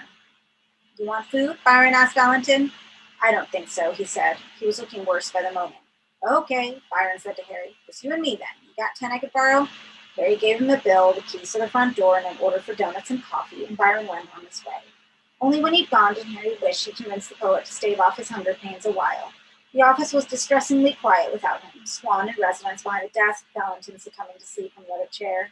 The hush brought to mind another much such silence during that last awesome night at the Lomax house when Mimi's demon lover, wounded by Father Hess, had slipped away into the walls for a while and left them waiting and waiting, knowing it would come back, but not certain of when or how. 6 hours they'd sat, Mimi occasionally breaking the silence with laughter or gibberish. And the first Harry had known of its return was the smell of cooking excrement and Mimi's cry of sodomite as Hess surrendered to an act his faith had too long forbidden him. There had been no more silence then, not for the long space, only Hess's cries and Harry's pleas for forgetfulness. They had all gone unanswered. It seemed he could hear the demon's voice now, its demands, its invitations, but no, it was only Valentin. The man was tossing his head back and forth in his seat, his face knotted up. Suddenly he started from his chair, one word on his lips. Swan! His eyes opened as they alighted on the illusionist's body, which was propped in the chair opposite. Tears came uncontrollably, racking him. He's dead, he said, as though in his dream he had forgotten that bitter fact. I failed him, d'Amour. That's why he's dead, because of my negligence. You're doing your best for him now, Harry said, though he knew the words were poor compensation. Nobody could ask for a better friend. I was never his friend, Valentin said, staring at the corpse with brimming eyes. I always hoped he'd one day trust me entirely, but he never did. Why not? He couldn't afford to trust anybody, not in this situation. He wiped his cheeks from the back of his hand. Maybe, Harry said, it's about time you told me what all this is about. If you want to hear. I want to hear. Very well, said Valentin.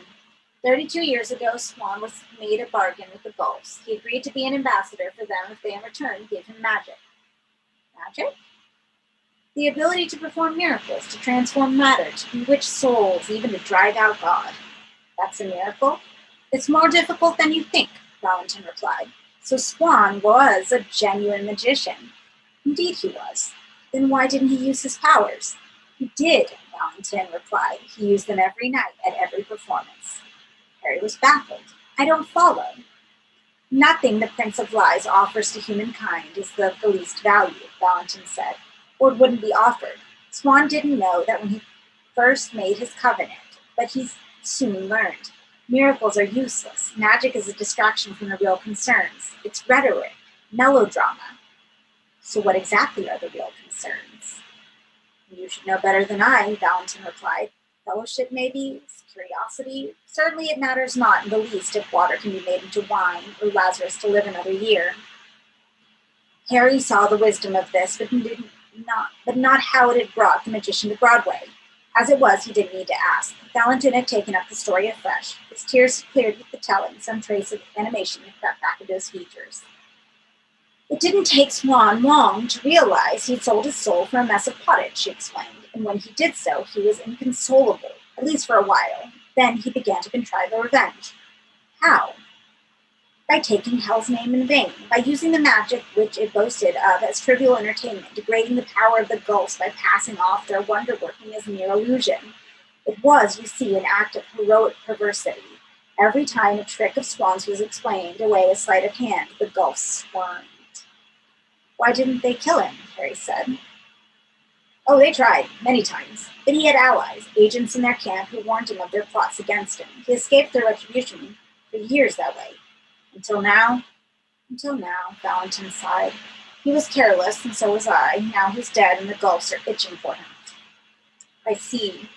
But we were not entirely unprepared for this eventuality.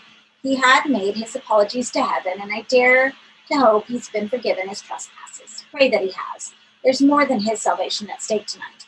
Yours too? All of us who loved him are tainted, Valentin replied.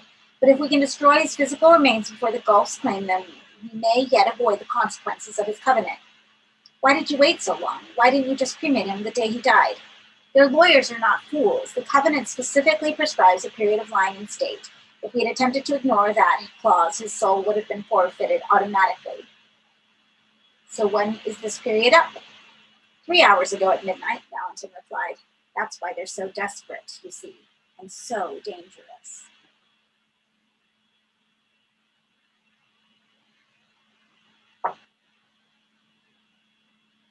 Another poem came to Byron Jowett as he ambled back up 8th Avenue, working his way through a tuna salad sandwich. His muse was not to be rushed. Poems could take as long as 5 minutes to be finalized, longer if they involved a double rhyme. He didn't hurry on his journey back to the offices, therefore, but wandered in a dreamy sort of mood, turning the lines every which way to make them fit. That way, he hoped to arrive back with another finished poem. 2 in one night was damn good going. He had not perfected the final couplet, however, by the time he reached the door. Operating on automatic pilot, he fumbled within his pocket for the keys Moore had loaned him and let himself in. He was about to close the door again when a woman stepped through the gap, smiling at him. She was a beauty, and Byron, being a poet, was a fool of her beauty. Please, she said to him, I need your help. What can I do for you? Said Byron, through a mouthful of food. Do you know a man by the name of Moore? Harry Moore? Indeed I do. I'm going up to his place right now. Perhaps you could show me the way, the woman asked him, as Byron closed the door. Be my pleasure, he replied, and led her across the lobby to the bottom of the stairs. You know, you're very sweet, she told him, and Byron melted. Valentin stood at the window. Something wrong? Harry asked. Just a feeling, Valentin commented. I have a suspicion maybe the devil's in Manhattan. So what's new? That maybe he's coming for us. As if on cue, there was a knock at the door. Harry jumped. It's all right, Valentin said. He never knocks. Harry went to the door, feeling like a fool. Is that you, Byron? He asked before unlocking it. Please, said a voice he thought he'd never hear again. Help me. He opened the door. It was Dorothea, of course. She was colorless as water and as unpredictable. Even before Harry had invited her across the office threshold, a dozen expressions or hints of such crossed her face: anguish, suspicion, terror.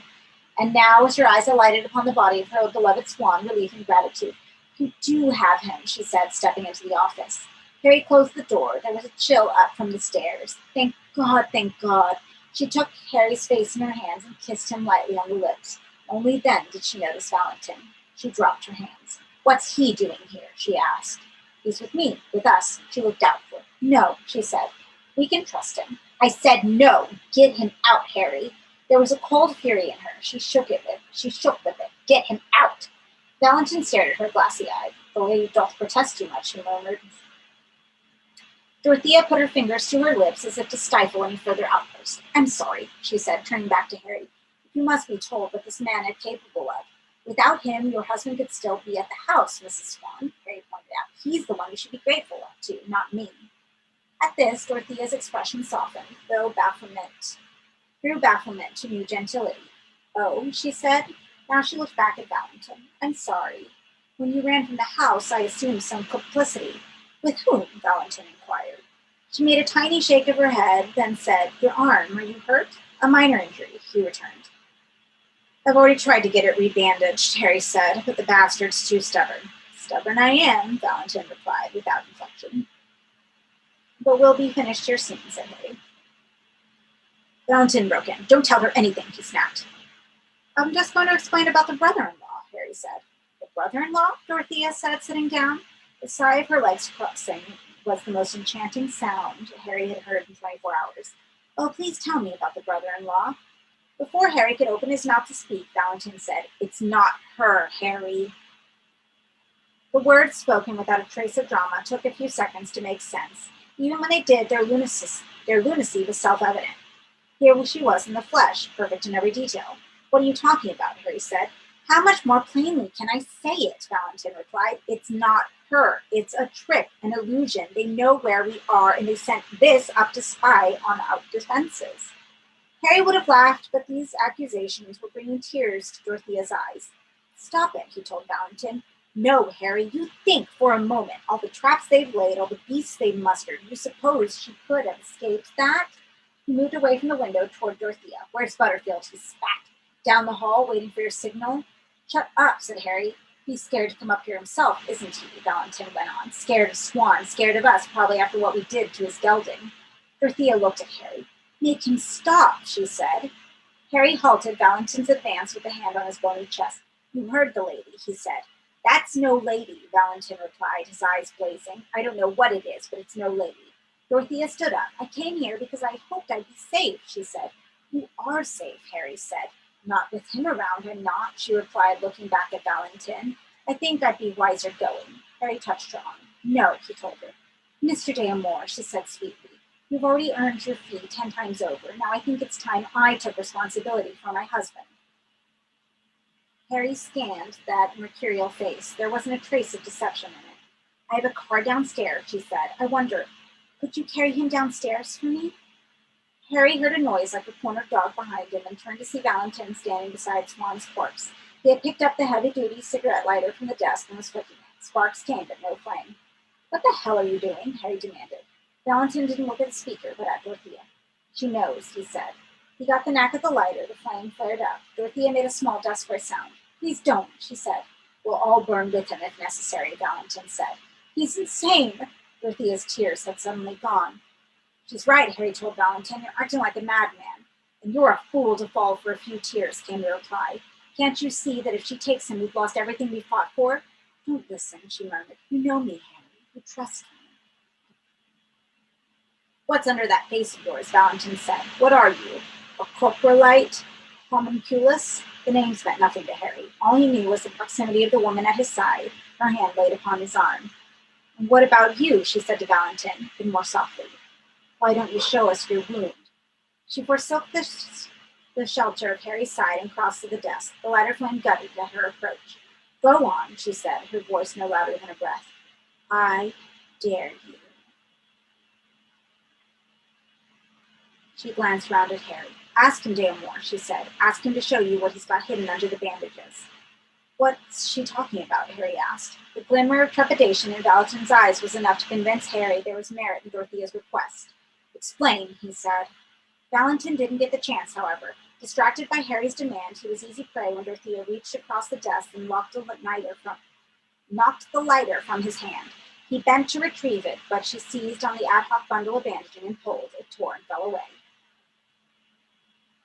She stepped back. See, she said. Valentin stood, revealed. The creature on 83rd Street had torn the sham of humanity from his arm. The limb beneath was a mass of blue-black scales. Each digit of the blistered hand ended in a nail that opened and closed like a parrot's beak. He made no attempt to conceal the truth. Shame eclipsed every other response. I warned you, she said. I warned you he wasn't to be trusted. Valentin stared at Harry. I have no excuses, he said. I only asked you to believe that I want what's best for Swan. How can you? Dorothea said. You're a demon. More than that, Valentin replied. I'm Swan's tempter, his familiar, his creature, but I belong to him more than I ever belonged to the Dolphs, and I will defy them. He looked at Dorothea and their agents.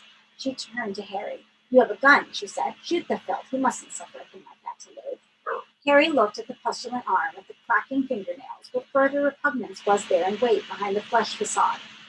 Shoot it, the woman said. He took his gun from his pocket. Valentin seemed to have shrunk in the moment since the revelation of his true nature. Now he leaned against the wall, his face slimy with despair. Kill me, then, he said to Harry. Kill me if I revolt you so much. But Harry, I beg you, don't give Swan to her. Promise me that. Wait for the driver to come back and dispose of the body by whatever means you can. Just don't give it to her. Don't listen, Dorothea said. He doesn't care about Swan the way I do. Harry raised the gun, even looking straight at death. Valentin did not flinch. You've failed, Judas, she said to Valentin. The magician's mine. What magician? Said Harry. Why, Swan, of course, she replied lightly. How many magicians have you got up here? Harry dropped his head on his bead on Valentin. He's an illusionist, he said. You told me that at the very beginning. Never call him a magician, you said. Don't be pedantic, she replied, trying to laugh off her faux pas. He leveled the gun at her. She threw her back her head suddenly, her face contracting and induced a sound of which, had Harry not heard it from a human throat, he would not have believed the larynx capable. It rang down the corridor and the stairs in search of some waiting ear. Butterfield is here, said Valentin flatly. Harry nodded. In the same moment she came toward him, her features grotesquely contorted. She was strong and quick, a blur of venom that took him off guard. He heard Valentin tell him to kill her before she transformed. It took him a moment to grasp the significance of this, by which time she had her teeth at his throat. One of her hands was a cold vice around his wrist. He sensed strength in her sufficient to powder his bones. His fingers were already numbed by her grip. He had no time to do more than to press the trigger. The gun went off. Her breath on his throat seemed to gush from her. Then she loosed her hold on him and staggered back. The shot had blown open her abdomen. He looked to see what she had done. The creature, for all its shrieks, still resembled a woman he might have loved.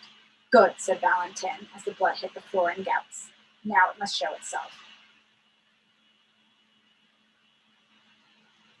Hearing him, she shook her head. This is all there is to show, she said. Harry threw the gun down. My God, he said softly, it's her. Dorothea grimaced. The blood continued to come. Some part of her, she replied. Have you always been with them, then? Valentin asked. Of course not. Why, then? Nowhere to go, she said, her voice fading by the syllable. Nothing to believe in. All lies. Everything lies. So you sided with Butterfield?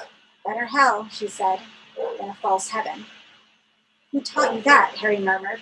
What do you think? She replied, turning her gaze on him. Though her strength was going out of her with the blood, her eyes still blazed. You're finished, D'Amour, she said. You and the demon and Swan. There's nobody left to help you now. Despite the contempt in her words, he couldn't stand and watch her bleed to death.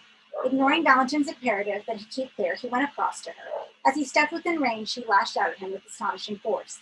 The blow blinded him a moment. He fell against the tall filing cabinet, which toppled sideways. He and it hit the ground together. It spilled papers, he curses. He was vaguely aware that the woman was moving past him to escape, but he was too busy keeping his head from spinning to prevent her. When equilibrium returned, she had gone, leaving her bloody handprints on wall and door.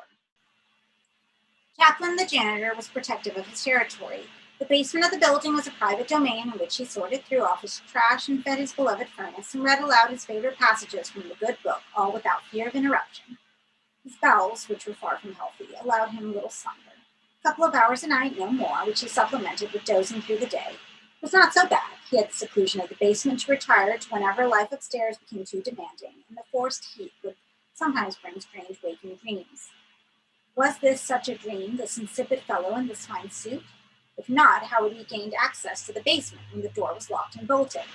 He asked no questions of the intruder. Something about the way the man stared at him baffled his tongue.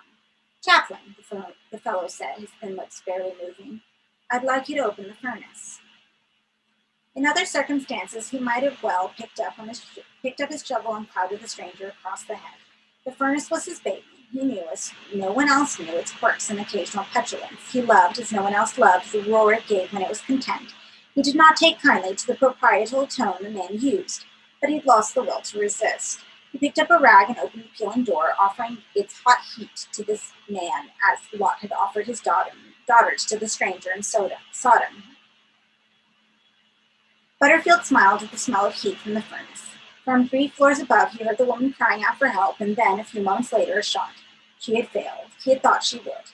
But her life was forfeit anyway. There was no loss in sending her into the breach, and the slim chance that she might have coaxed the body from its keepers.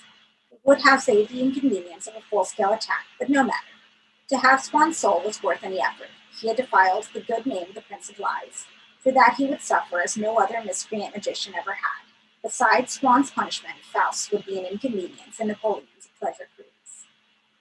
As the echoes of the shot died above, he took the black lacquer box from his jacket pocket. The janitor's eyes were turned heavenward. He too had heard the shot. It was nothing, Butterfield told him. Stoke the fire. Chaplin obeyed. The heat of the cramped basement rapidly grew. The janitor began to sweat, and his visitor did not. He stood mere feet from the open furnace door and gazed into the brightness with impassive features. At last he seemed satisfied. Enough, he said, and opened the lacquer box.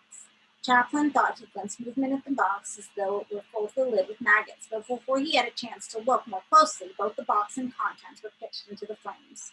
Close the door, Butterfield said. Chaplin obeyed. You may watch over them a while if it pleases you. They need the heat. It makes them mighty. He left the janitor to keep his vigil beside the furnace and went back up the hallway. He had left the street door open, and a pusher had come in out the cold to do business with the client. They bartered in the shadows until the pusher caught sight of the lawyer. Don't mind me, Butterfield said, and started up the stairs. He found the widow Swan on the first landing. She was not quite dead, but he quickly finished the job. Damn work started.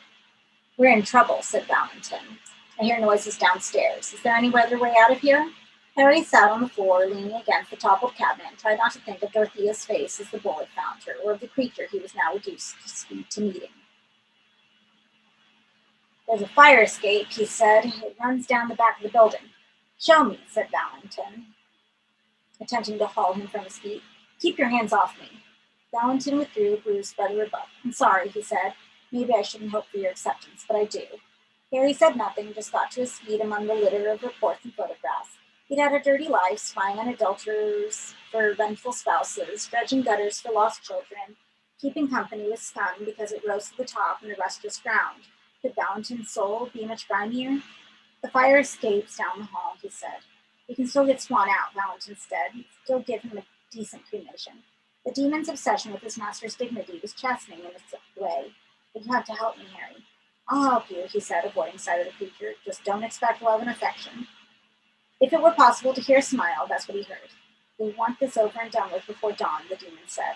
Can't be far from that now. An hour, maybe, Valentin replied, but it's enough. Either way, it's enough. The sound of the furnace soothed Chaplin. Its rumbles and rattlings were as familiar as the complaint in his own intestines. But there was another sound growing behind the door, the like of which he'd never heard before. His mind made foolish pictures to go with it, of pigs laughing, of glass and barbed wire being ground between the teeth of feet dancing on the door. As the noises grew, so did his trepidation, but then when he looked to the basement door to summon help, it was locked. The key had gone. And now, as if matters weren't bad enough, the light went out. He began to fumble for a prayer. Holy Mary, Mother of God, pray for us sinners now and at the hour. But he stopped when the voice addressed him quite clearly. Michaelmas, it said. It was unmistakably his mother, and there could be no doubt of its source either. It came from the furnace. Michaelmas, she demanded, are you going to let me cook in here? It wasn't possible, of course. There she was in the flesh. She'd been dead 13 years long. But some phantom, perhaps? He believed in phantoms. Indeed, he'd seen them on occasion coming and going from the cinemas on 42nd Street arm in arm. Open up, Michaelmas, his mother told him in that special voice she used when she had some treat for him. Like a good child, he approached the door. He had never felt such heat off the furnace as he felt now. He could smell the hairs in his arms wither. Open the door, his mother said again. There was no denying her. Despite the searing air, he reached to comply.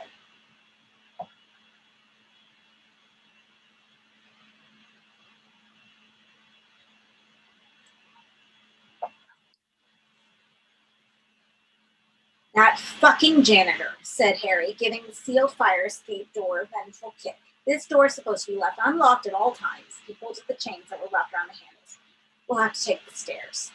There was a noise from back down the corridor, a roar in the heating system which made the antiquated radiators rattle.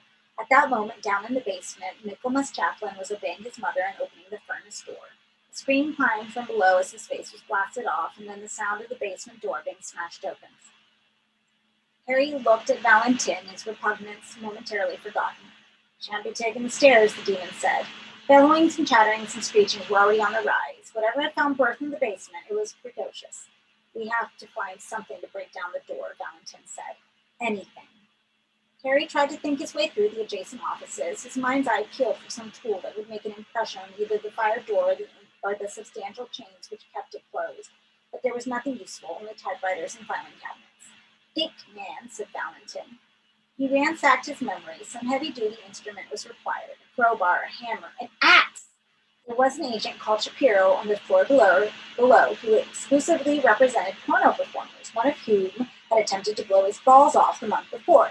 She failed, but he boasted one day on the stairs he had now purchased the biggest axe he could find and would happily take the head of any client who had attempted attack upon his person. The commotion from below was simmering down. The hush was, in its way, more distressing than the din that had preceded it. We haven't got much time, the demon said. Harry left him at the chained door. Can you get Swan? He said as he ran. I'll do my best. By the time Harry reached the top of the stairs, the last chatterings were dying away and he began down the flight they ceased altogether. There was no way now to judge how close the enemy were. On the next floor, down the next corner. He tried not to think of them, but his feverish imagination populated every dirty shadow. He reached the bottom of the flight without incident, however, and slunk along the darkened second-floor corridor to Shapiro's office. Halfway to his destination, he heard a low hiss behind him. He looked over his shoulder, his body itching to run. One of the radiators, heated beyond its limits, had sprung a leak. Steam was escaping from its pipe and hissing as it went. He let his heart climb down at his mouth and then hurried on to the door of Shapiro's office, praying that the man hadn't simply been shooting the breeze with his talk of axes. If so, they were done for. The office was locked, of course, but he elbowed the frosted glass out and reached through to let himself in, fumbling for the light switch. The walls were plastered with photographs of sex goddesses. They scarcely claimed Harry's attention. His panic fed upon itself, and every heartbeat was spent there. Clumsily, he scoured the office, turning furniture over in his impatience, but there was no sign of Shapiro's axe. Now another noise from below. He crept up the staircase and along the corridor in search of him, an unearthly cacophony like the one he'd heard on 83rd Street. It set his teeth on edge. The nerve of his rotting molar began to throb afresh. What did the music signal? Their advance? In desperation, he crossed to Shapiro's desk to see if the man had another item that might be pressed into service, and there, tucked out of sight between desk and wall, he found the axe. He pulled it from hiding. As Shapiro had boasted, it was hefty, its weight the first reassurance Harry had felt in too long. He returned to the corridor. The steam from the fractured pipe had thickened. Through its veils, it was apparent that the concert had taken a new fervor. The doleful wailing rose and fell, punctuated by some flaccid percussion. He braved the cloud of steam and listened to the stairs, and hurried to the stairs. As he put his foot on the bottom step, the music seemed to catch him by the back of the neck and whisper, "Listen," to his ear. He had no desire to listen. The music was vile, but somehow, while he was distracted by finding the axe, it had wormed its way into his skull. It drained his limbs of strength. The moment the axe began to seem an impossible burden. "Come on down," the music coaxed him. "Come on down and join the band." Though he tried to form the simple word no, the music was gaining influence upon him with every note played. He began to hear melodies in the caterwauling, long, circuitous screams that made his blood sluggish and his thoughts idiot. He knew there was no pleasure to be had in the music's source, that it tempted him only to pain and desolation, yet he could not shake off its delirium. His feet began to move to the call of the pipers. He forgot Valentin, Swan, and all ambition for escape, and instead began to descend the stairs. The melody had become more intricate. He could hear voices now, singing some charmless compliment in a language he didn't comprehend. From somewhere above, he heard his name called, but he ignored the summons. The music clutched him close, and now, as he descended the next flight of stairs, the musicians came into view. They were brighter than he had anticipated and more various, more baroque in their configurations, the mane, the multiple heads. more particular in their decoration, the Pseudoflacius, the Rhode Anus, and his drugged eyes now stung to see more atrocious in their choice of instruments. Such instruments. Byron was there, his bones sucked clean and drilled with stops, his bladder and lungs teased through splashes in his body as reservoirs for the piper's breath. He was draped inverted across the musician's lap, and even now was played upon, the sax ballooning, the tongueless head giving out a wheezing note. Dorothea was slumped beside him, no less transformed, the strings of her gut made taut between her splinted legs like an obscene lyre, her breast drummed upon. There were other instruments, too, men who had come off the street and fallen prey to the band. Even Chaplin was there, much of his flesh burned away, his ribcage played upon indifferently well. I didn't take you for a music lover, Butterfield said, drawing upon a cigarette and smiling in welcome. Put down your axe and join us. The word axe reminded Harry of the weight in his hands, though he couldn't find his way through the bars of music to remember what it signified. Don't be afraid, Butterfield said. You're an innocent in this. We hold no grudge against you. Dorothea, he said. She was an innocent too, said the lawyer, until we showed her some sense.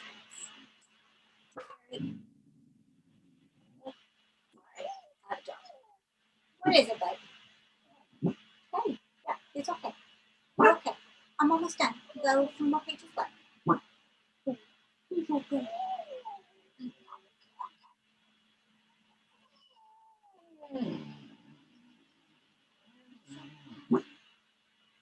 want? What do you want? Okay, good girl. Good girl.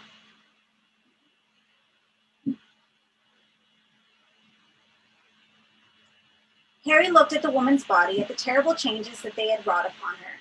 Seeing them, a tremor began in him, and something came between him and the music. The imminence of tears blotted it out. Put down the axe, Butterfield told him. But the sound of the concert would not compete with the grief that was mounting in him. Butterfield seemed to see the change in his eyes, the disgust and anger growing there. He dropped his half-smoked cigarette and signaled for the music, making to stop. Must it be death, then? Butterfield said, but the inquiry was scarcely voiced before Harry started down the last few stairs toward him. He raised the axe and swung it at the lawyer, but the blow was misplaced. The blade plowed the plaster of the wall, missing his target by a foot.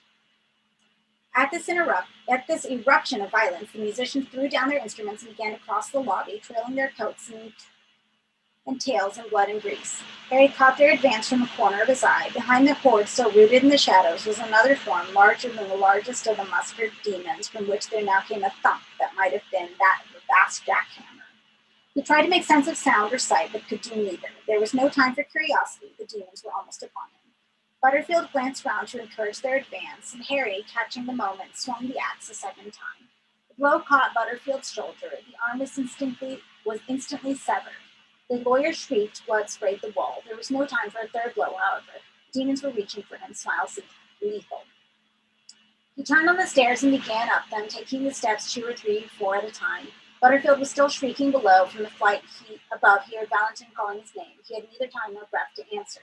They were on his heels, their ascent a din of grunts, shouts, and beating wings, and behind it all the jackhammer thumped its way to the bottom of the flight, its noise more intimidating by far than the chatterings of the berserkers at his back.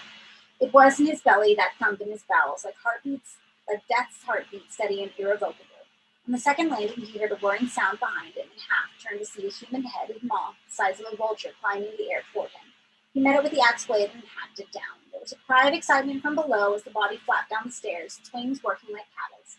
Harry sped up the remaining flight to where Valentin was standing, listening. It wasn't the chatter he was attending to, or the cries of the lawyer. It was the jackhammer. They bought the reparee, he said. I wounded Butterfield. I heard, but that won't stop them. We can still try the door. I think we're too late, my friend. No, said Harry, pushing past Valentin. The demon had given up trying to drag Swan's body to the door and had laid the magician out in the middle of the corridor, his hands crossed on his chest. In some last mysterious act of reverence, he had set folded paper bowls at Swan's head and feet and laid a tiny origami flower at his lips. Harry lingered only long enough to reacquaint himself with the sweetness of Swan's expression, and then ran to the door and proceeded to hack at the chains. It would be a long job. The assault did more damage to the axe than to the steel links. He didn't dare give up, however. This was their only escape route now, other than flinging themselves to their deaths from one of the windows.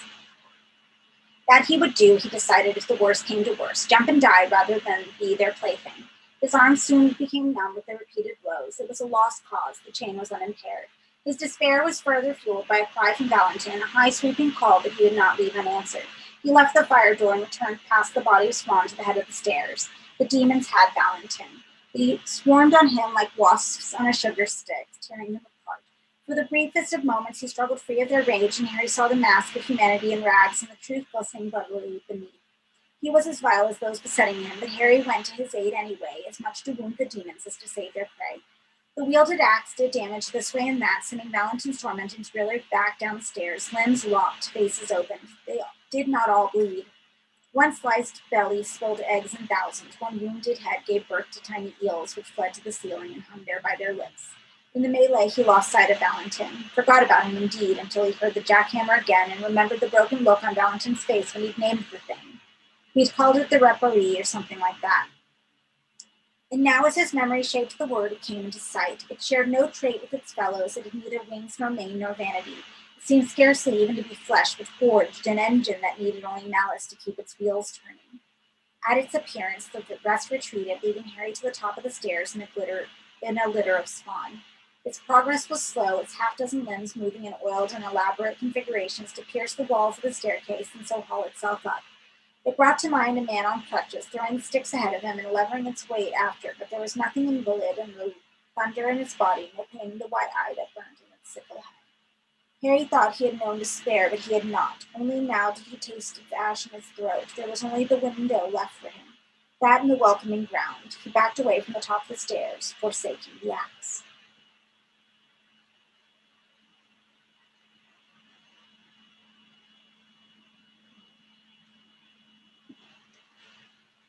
Valentin was on the corridor. He was not dead, as Harry had presumed, but kneeling beside the corpse of Swan, his own body drooling from 100 wounds.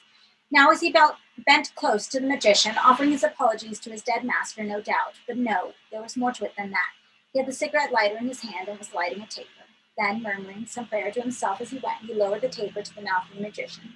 The origami flower caught and flared up. Its flame was oddly bright and spread with supernatural efficiency across Swan's face and down his body. Valentin hauled himself to his feet, the firelight burnishing his scales. He found enough strength to incline his head to the body as his cremations began, and then his wounds overcame him. He fell backward and lay still. Harry watched as the flames mounted.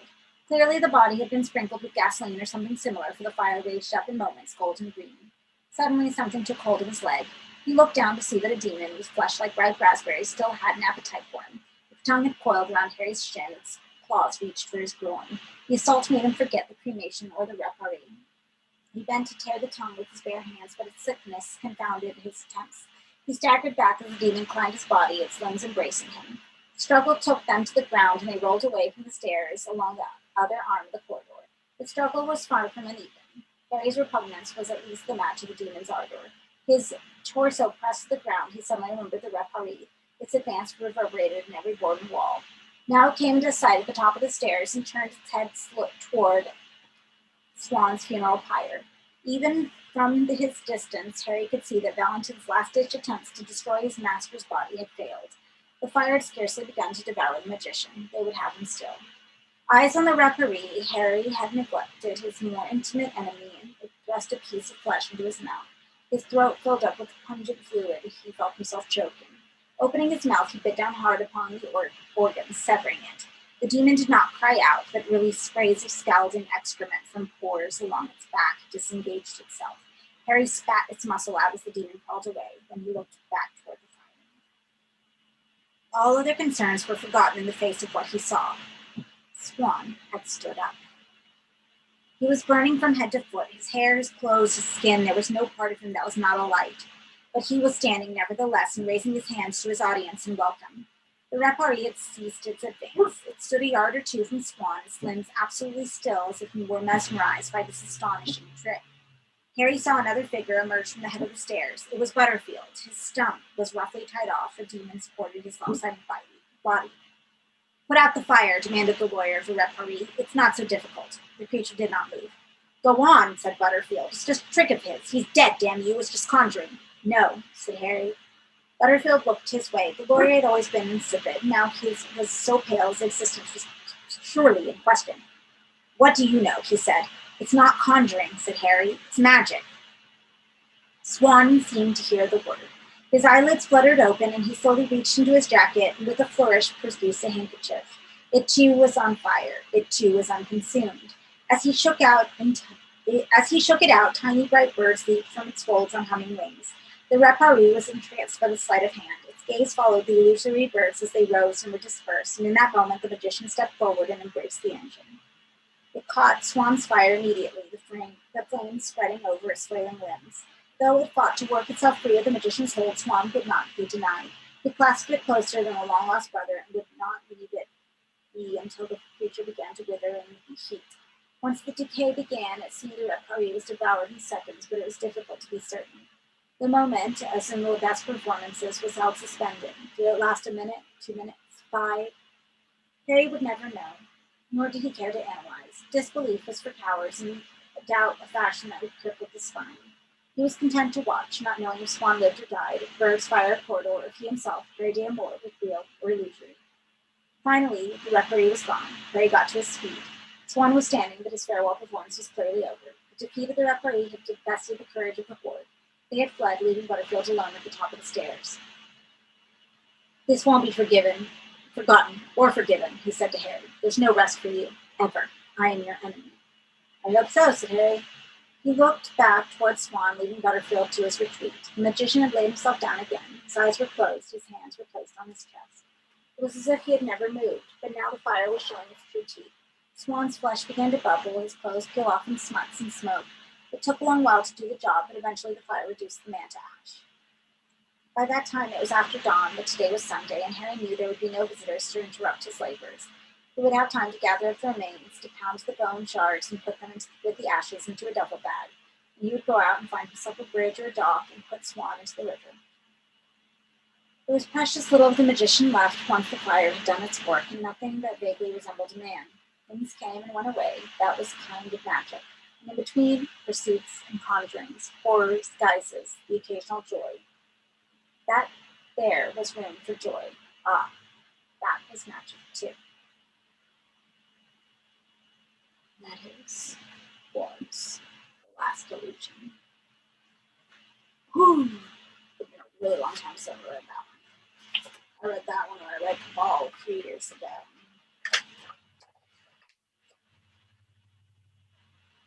So sorry for the little interruptions.